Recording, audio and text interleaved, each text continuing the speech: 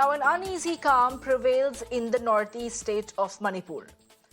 This after sudden spurt in clashes and firing between the militants and the security forces that were reported yesterday. The fresh violence has so far claimed 5 lives, including policemen. Meanwhile, just hours before Union Home Minister Amit Shah's visit to the violence-hit state of Manipur, the security forces have apprehended 22 miscreants with weapons and other warlike stores. Reports suggest that these armed miscreants were venturing out for burning of houses in Sanasabi, Gwaltabi and Shabum-Khol Khunau in Imphaal's East District of Manipur. On the other hand, the Assam Rifles and the army are carrying out rescue operations in Kakching. Home Minister Amit Shah is expected to hold several rounds of security meetings to assess the prevailing situation. He will also finalize strategies to restore peace and normalcy in the state, while earlier Chief Minister N. Dhiren had said that 40 terrorists have been shot dead over the last couple of days. While politics over the Manipur crisis continues to peak, after launching a scathing attack on Prime Minister Narendra Modi over the recent violence, a Congress delegation led by Congress President Mallikarjun Kharge will be calling on the President Draupadi Murmu tomorrow regarding the situation in the state of Manipur. No, just mass combing operations along with the helicopter surveillance has started. And we are trying to find out the culprits, those militants who are attacking the civilians. My colleague Nibir is joining me on the phone line to get us more details. Well, Nibir, take us through what exactly is the situation on ground, because the Home Minister has promised to come down to Manipur. He is going to be talking to people and representatives of several communities to ensure that justice is done. What is expected now? Yes, indeed, the Home Minister will land tonight, and he is expected to meet all the stakeholders of the issue, which is basically two groups, the Meitei and the Kuki groups, and he will also deliberate upon the entire security concern that has and the challenges that have come up ever since the violence took place on May 3rd. And further, he is also going to meet the civil society organizations and other various organizations to deliberate and discuss upon the entire issue. As we know that ahead of his visit, there were reports of arson and vandalism in parts of Manipur.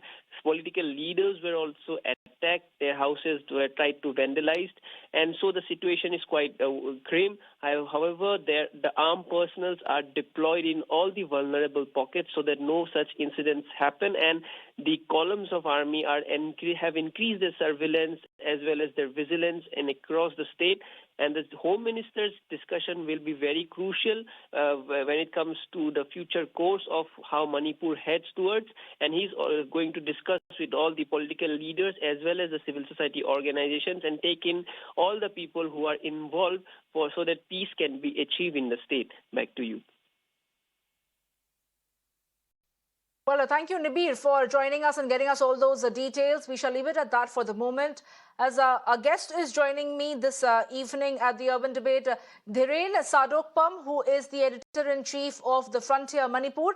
Mr. Sadokpam, thank you so much for taking our time and joining us here. We understand these are difficult times. There are issues pertaining to the internet also in the state of Manipur. But thank you for taking our time and joining us here. Mr. Sadokpam, if I could ask you directly, what is the situation on ground? The Home Minister is expected to come to Manipur and hold talks and dialogues with the representatives of communities. What is the situation on the ground? Because the Chief Minister says that 40 terrorists have been killed in the combing operation. Samia, yes. I mean, you already had a small report on it.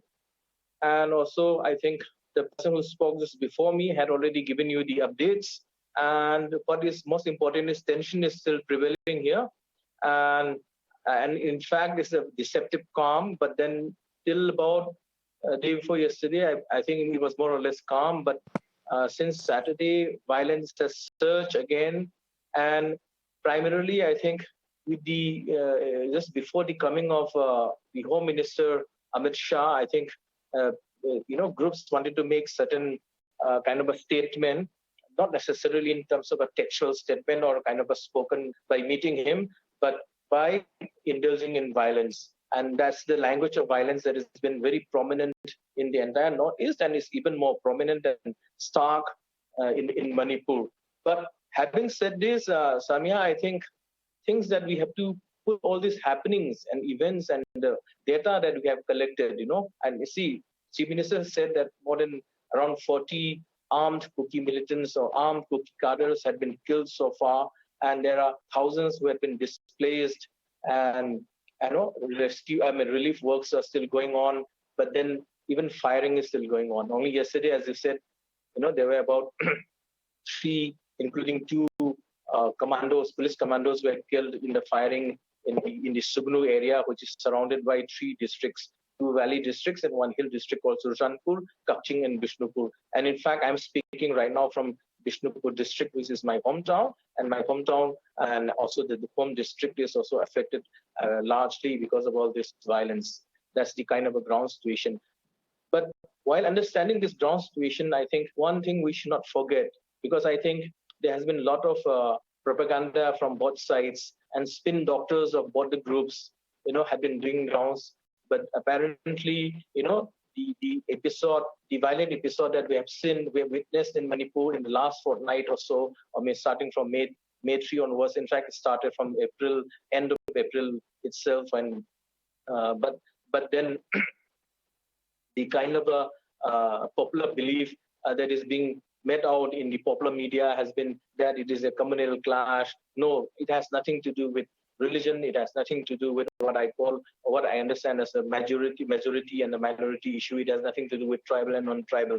So that's why, in order to put things in perspective, I have always suggested there are at least 4 elements that we need to understand. And these 4 elements are, of course, the local dynamics that we are talking of, what is actually happening now on the ground, and and in the spat of inter-ethnic violence that has taken place. In fact, it's become an inter-ethnic violence. It has nothing to do with tribal or non-tribal, or majority versus minority, or Hindu versus Christians, because the religion of all people are being affected with this. And the 4 element that I wanted to emphasize, in here is like, local dynamics, as we say, we already know what's happening around, and with the bits and parts of inputs. But from the peripheral area, we can hardly get, because firing is going on. It's very difficult for the media to actually go into the peripheral and the kind of a far-flung villages and the foothills, and in fact, it's been very difficult for the valley-based journalists to go to the hills, primarily hill areas, hill districts, which are dominated by the Kuki or Chin Kuki Mizo Zomi group, as I say. So it's not only Kuki as it's normally understood, but basically the conglomerate of tribes who are actually fighting the Métis include Chin Kuki Mizo Zomi hill tribes on one side and Métis community on the side. And the second thing we should understand is the origin of tension. As I said, the origin of tension has, to be very honest, has nothing to do with tribal or non-tribal or with opposition. Of course, it began, the point of origin was the mass peace rally. Yes, mass peace rally that was taken out in all the hill districts. But if you see violence, primarily flared up in areas which is Kuki-dominated areas like Churchanpur or Tengnopal or Kangpokpi area. And the third element that we should understand is, we don't need to go back too far in history, but there is something called a narco politics being played out in this Mr. Sadokpam, we get your point over there, and we can only hope that the Home Minister will be able to give an audience to all these communities that are trying to get into an area of rift pertaining to land or their quota and reservation that they want to be recognized as scheduled tribe. We are going to be getting you all those updates as and when the Home Minister will be there in Manipur for his visit. Well, thank you, Mr. Sadokpam, for taking our time and joining us here at Mirror Now.